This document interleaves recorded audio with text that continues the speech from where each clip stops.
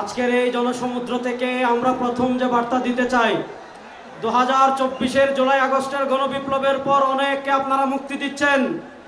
আমার ভাই ফারাবী সহ আশিকে রাসূলকে কেন এখনো কারাগারে বন্দী করে রেখেছেন?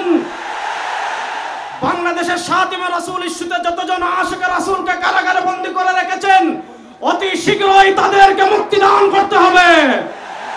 2 নম্বর, অন্তর্বর্তীকালীন সরকারের কাছে আমরা দাবি জানাতে চাই, আপনারা পিলখানা ট্র্যাজেডির জন্য তদন্ত কমিটি গঠন করেছেন, 2024-এর জুলাই আগস্টের গণহত্যার জন্য তদন্ত কমিটি গঠন করেছেন, 2013 সালের শাপলার গণহত্যার জন্য কেন এখনো তদন্ত কমিটি আপনারা গঠন করতে পারেন নাই?